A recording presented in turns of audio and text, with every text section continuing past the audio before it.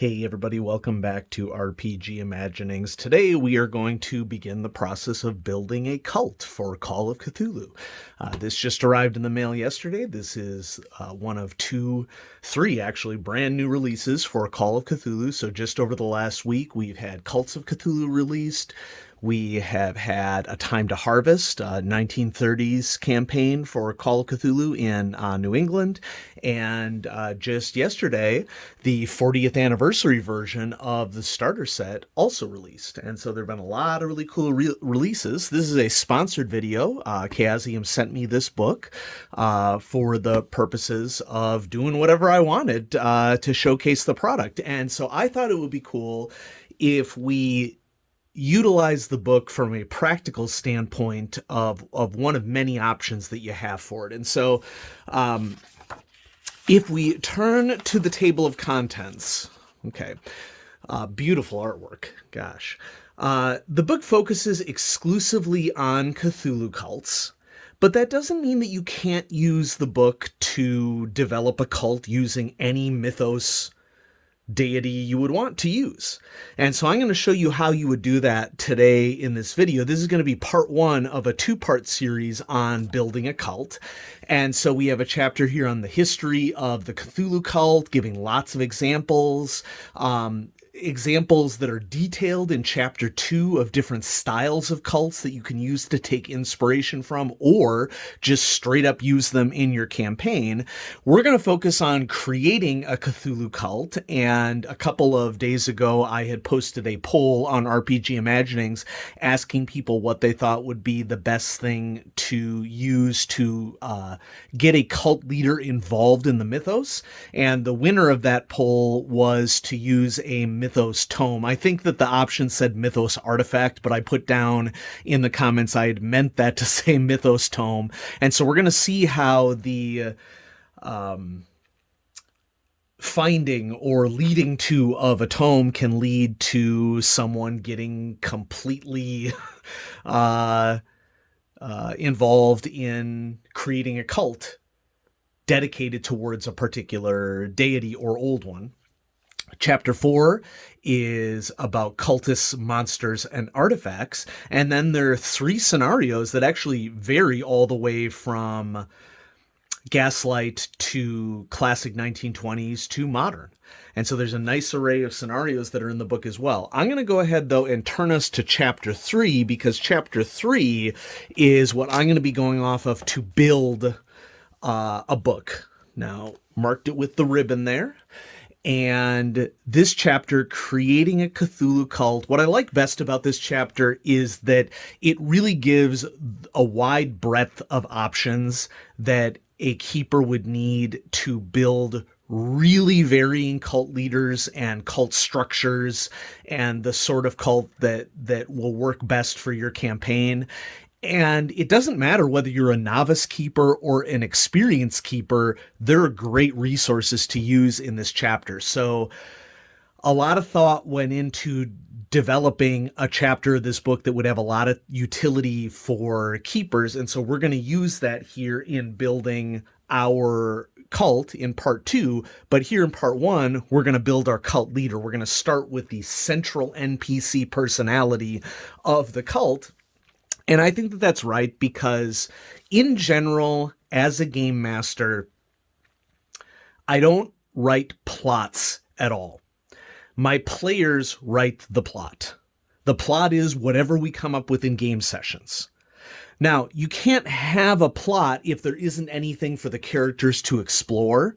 So most of my time as a keeper is spent in thinking about what sort of NPC would be fun for the players to interact with, what are the characteristics of those NPCs, and then what are the locations and logistics of their involvement in a town or a city or out in the wilderness, whatever the situation is, that is a location that the players can encounter.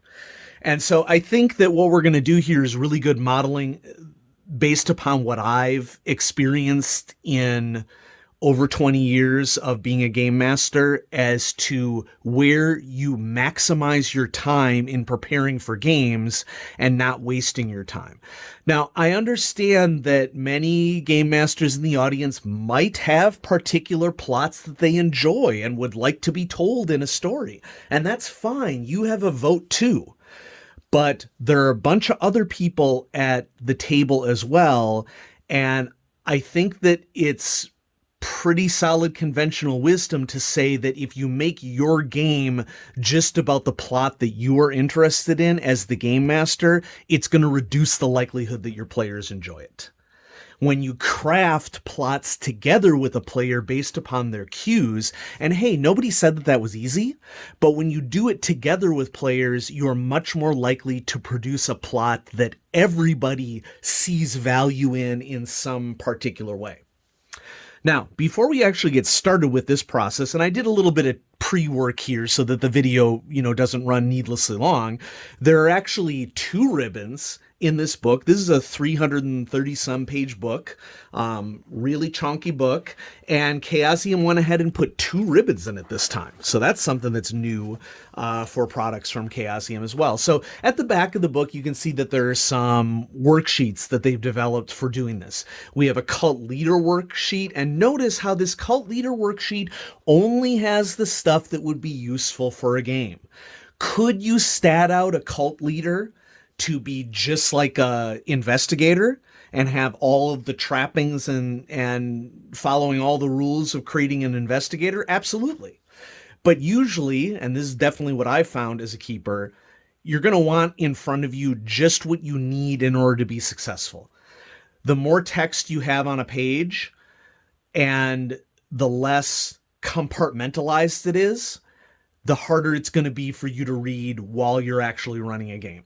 So I think that this is a really well-organized worksheet, largely because it takes more of a middle ground. It's not completely minimalist, but it also isn't highly detailed. And so you want just enough for you to be able to run a cult leader. And then in part 2 of this video, we'll go ahead and we'll start filling out the cult worksheet based upon what we did with our cult leader. Now, anybody who follows along the channel knows that I am a huge believer in Yig, the father of serpents.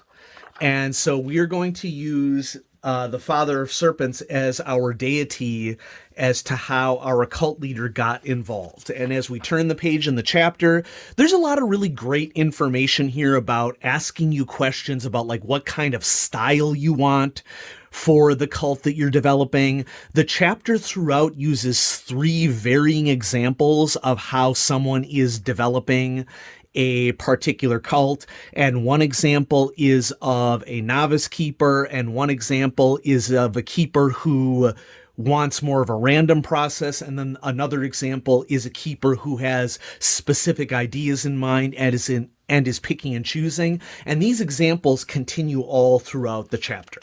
I'm going to go ahead, look at this lovely double page spread artwork of Rillier. Post in the comments how you pronounce Rillier. That's how I pronounce Rillier. You do you. Okay. And then it delves into a series of tables that you can use to either select from or to roll from using dice. Okay. So I did a little bit of work in advance here because I want, this video to be able to show you in a nice little snippet of time what you can do with this. And so remember, I said that I'm going with Yig here. Okay. And so one of the things that I did while I was planning, and I'm not necessarily doing these things in the order that I determine them in. I was watching a Call of Cthulhu actual play last night, and I was sort of working on this simultaneously while watching the actual play. My apologies for the dogs. Nothing I can do about that. So I'm going to name my cult name the Emerald Scale. It deliberately has a snake people reference to it. Okay. And my cult leader is Lenore Maxwell. And I spent some time thinking about what I want this cult leader to be about. Well, what is her occupation? She's going to be the owner of www, and this is not an actual website, I just made it up. Okay, she is the owner of GetYouSomeSnakes.com.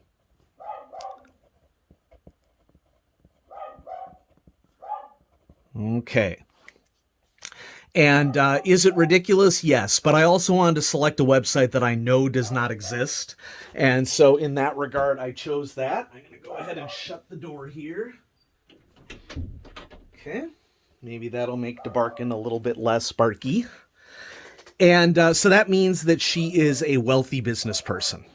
Now, as I was thinking about what I wanted to do with Lenore, I thought, wouldn't it be cool if Lenore could be used in two different eras?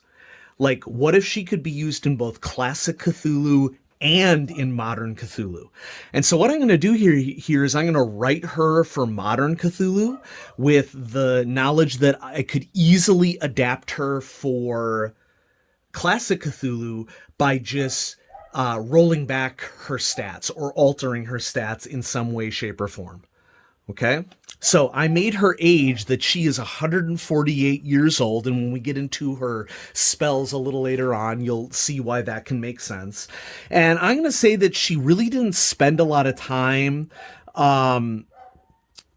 being exposed to gendered socialization when they were younger, and so I'm going to go ahead and make her non-binary. Gender conventions, two gender convention is not something that she is as identifies with as compared to some other people. Okay.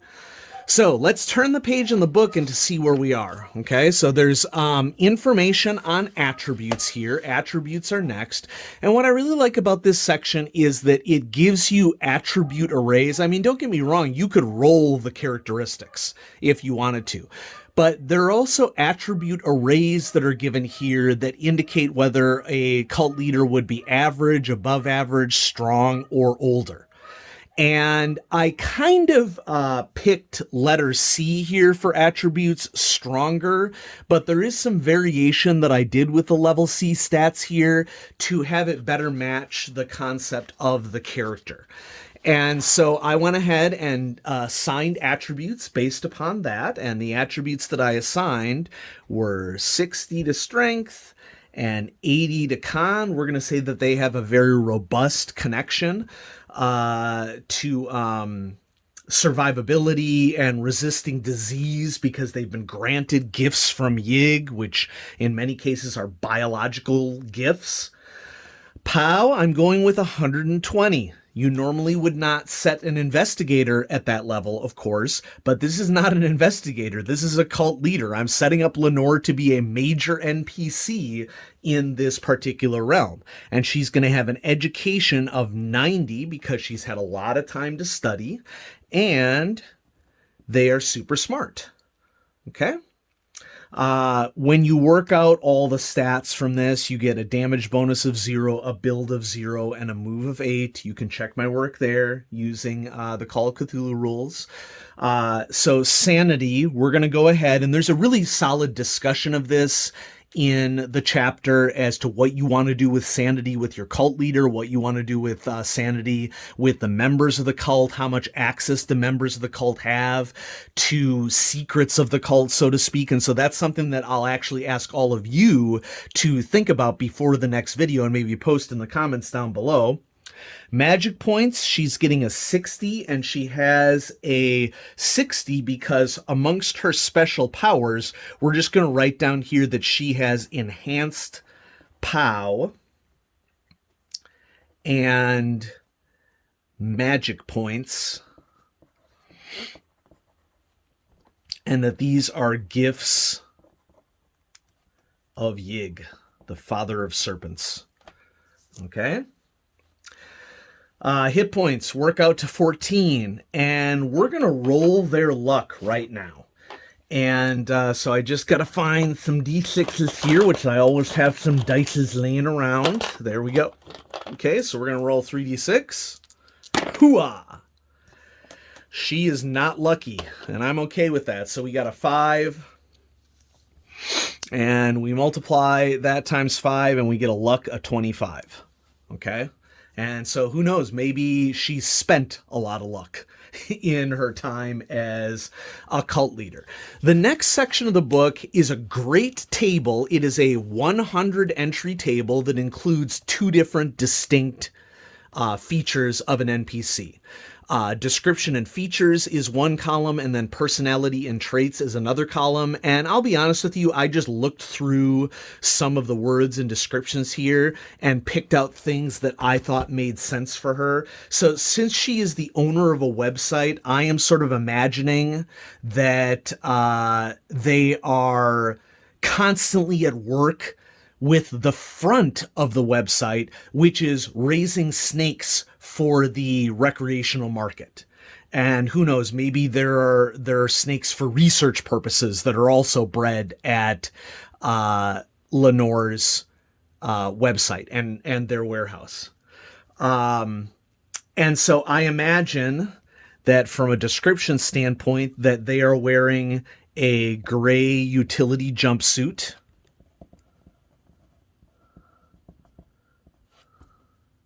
and expensive boots and gloves, because Lenore is all about the practical here. They are about raising snakes. Okay. And so they will have a short, practical haircut. And this is a little, Maxwell is a Scottish name, so I'm giving them red hair. And this is going to be like a little tip-off to players. Flawless, youthful, pale skin.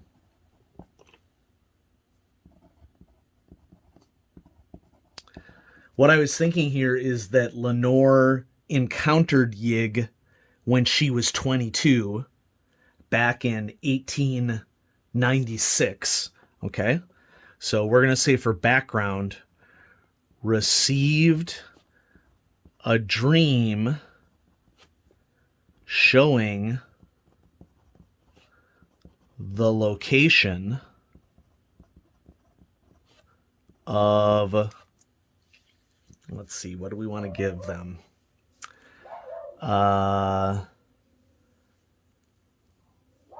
Of a copy of the Mew tablets.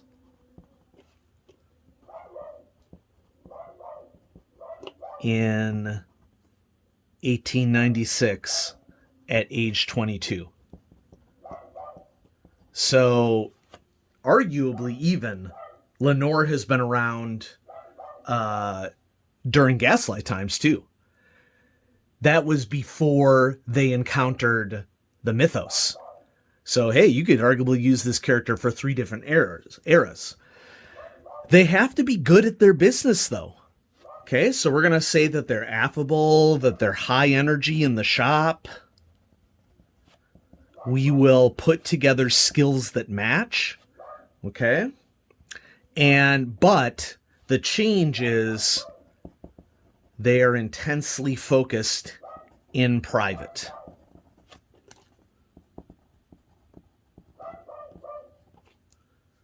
Once again, sorry about the dogs. Nothing I can do about it right now. So, let's do spells next, because I selected spells. And if we turn the pages here, there's quick references here on page 130 of which skills might be particularly useful for a leader of the cult. And so I did select from this list, but I added some of my own. And there are also skill arrays that are given down here. And so rather than doing spells next, let's just go ahead and work with these key skills.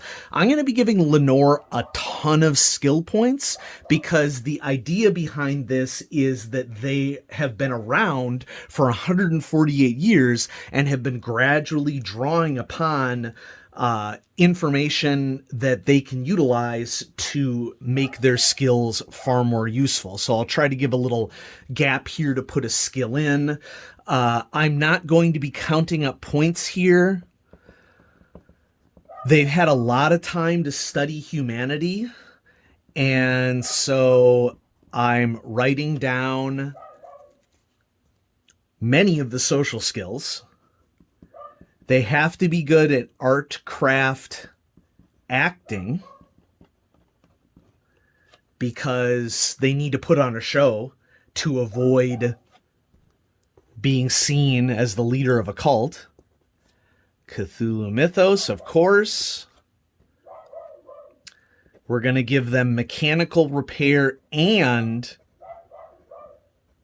electrical repair, because where I see this going is that Lenore's ultimate job from the standpoint of a powerful follower of Yig is they are tasked with working with and awakening a cell of serpent people that exists below the ground, below their warehouse. And so they're a business person, so we're going to have appraise in here. Law.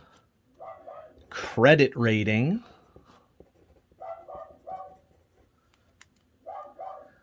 We would have own language English in here, of course. I'm not going to put it on the sheet just because, time issue, but they've had some time to learn some languages, so I'm just going to throw down other language German, other language Japanese, and other language Nakal, the language of serpent people.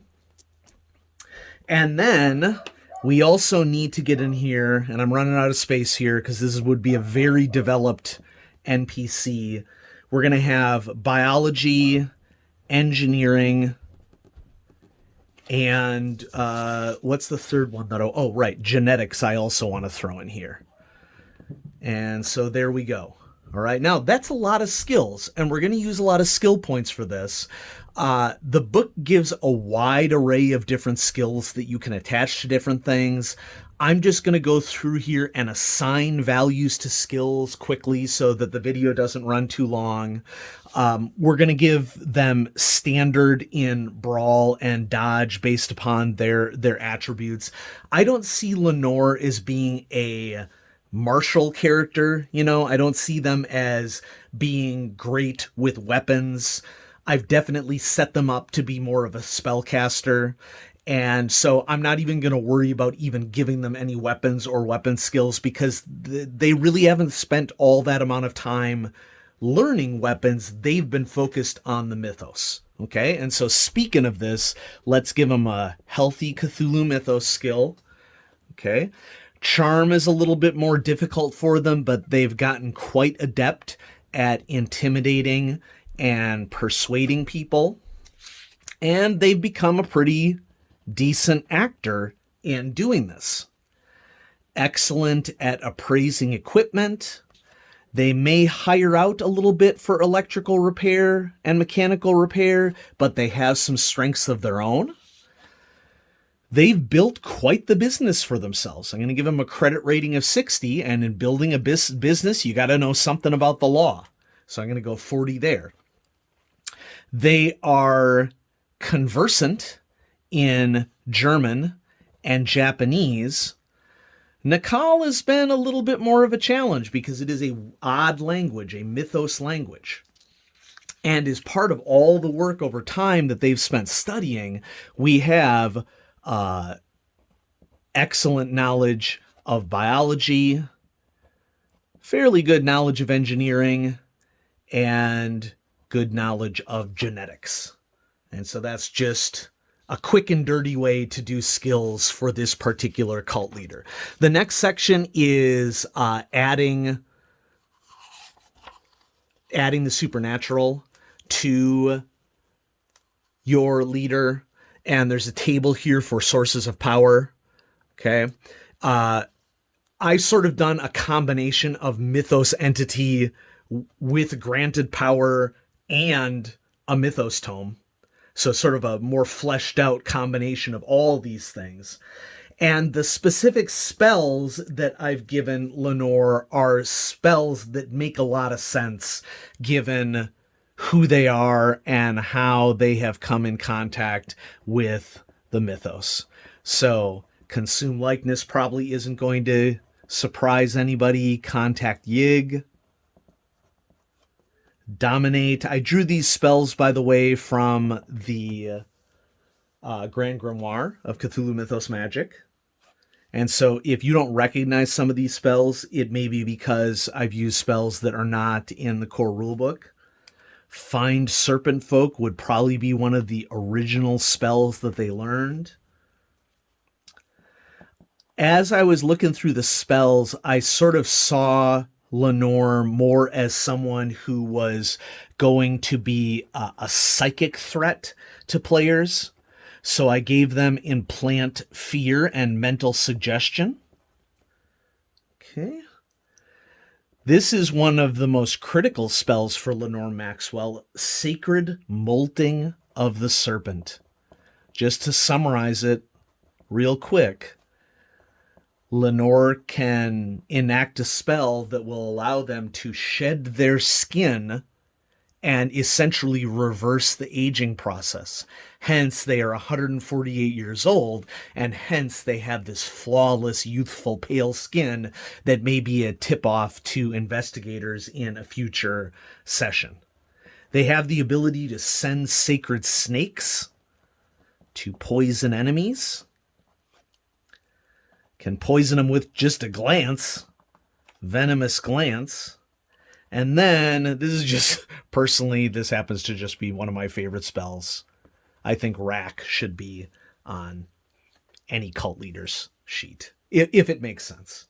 Okay? All right, let's round it out. Because of this spell profile, Lenore has no physical impacts from aging. The book does describe that if you have a human cult leader, you would normally follow the rules about reducing stats in Strength, Con, and Dex because of age. But I didn't make any of those reductions because Lenore is keeping themselves alive through mythos magic. And down here in other, just to get us started, and we'll all probably flesh this out more when we get to part 2 of this video, when we learn more about the Emerald Scale and how it operates. Let's say that Lenore's goal is to become a Fang of Yig. Fang of Yig is a spell that is listed in the Grand Grimoire that allows a cultist or any individual to become a designated Fang of Yig and therefore channel Yig's power even more as a great old one and extend their life. So this just initially is probably a goal that Lenore is going to work towards. She does not know this spell yet.